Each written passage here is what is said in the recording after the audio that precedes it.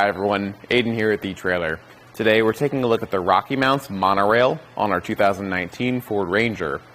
Now the MonoRail is going to be a platform style bike rack. It can hold up to 2 bikes and it's going to hold them in these cradles and primarily by our front tire using our wheel hook. It's going to mean it has 0 frame contact, making it good for carbon frame and alternative frame bikes. And with a 60-pound weight capacity per bike, it's going to be good for some e-bikes too with that battery removed. It gets a really strong hold on the bike too.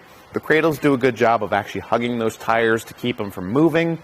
That hook gets good pressure downward, and we do have a back wheel strap as a secondary point of contact too. Like many other platform racks in this class, we do have the ability to tilt away with the bikes loaded. There's a blue handle underneath the rack that you can pull and release. And this gives us room to get back here to our truck bed. It doesn't have enough room to fully open the tailgate because it does sit pretty close and it will make contact, but it does give us more room to move in here ourselves, reach over, grab something out of the bed if we need it, or even climb up if we need to. And it's nice that you don't have to unload the bikes to do that. Lifting it back up, you hear a nice audible click letting us know that this is snapped into place and ready to drive.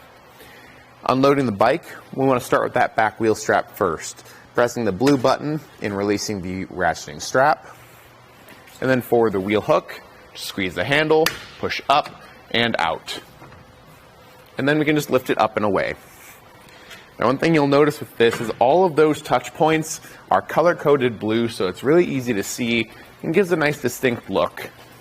The lack of a center mass makes it really easy to load and unload because everything's a pretty open design.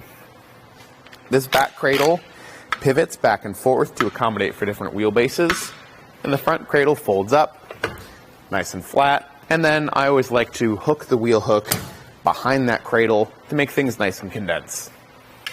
Some measurements to check out are going to be our ground clearance first.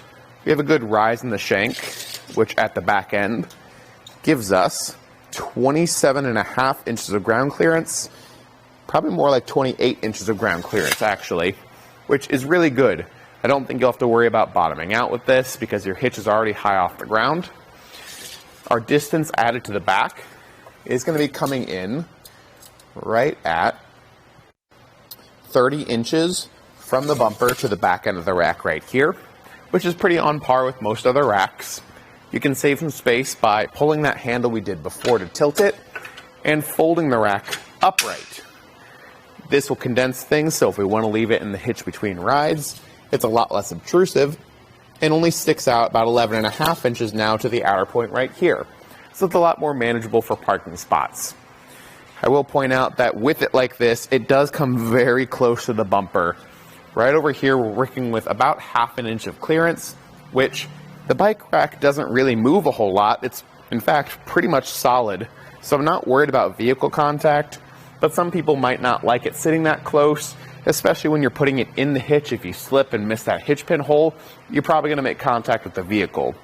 Luckily, all those points that do come close are made of a plastic, so it's not metal on metal contact.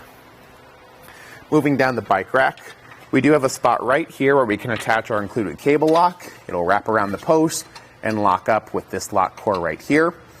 And moving towards the hitch, we can see we're working with our 2" by 2" receiver tube, and it comes with an anti-rattle bolt that is also locking. The anti-rattle is going to keep things nice and solid.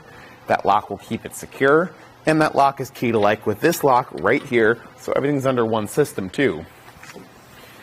And overall, I really like the MonoRail. I think if you're looking for a really good value platform style bike rack that can work with a wide variety of bikes and handle some e-bikes, this is definitely one of the best ones out there, in terms of value anyway.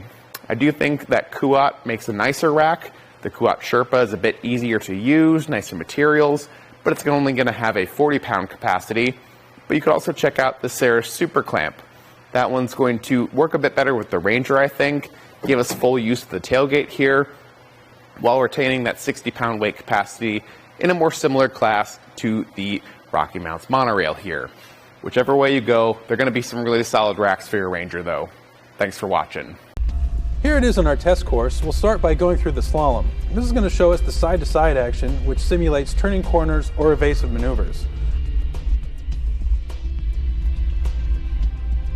Next, we're at the alternating speed bumps, which will see the twisting action. This will simulate hitting a curb or pothole or driving over uneven pavement.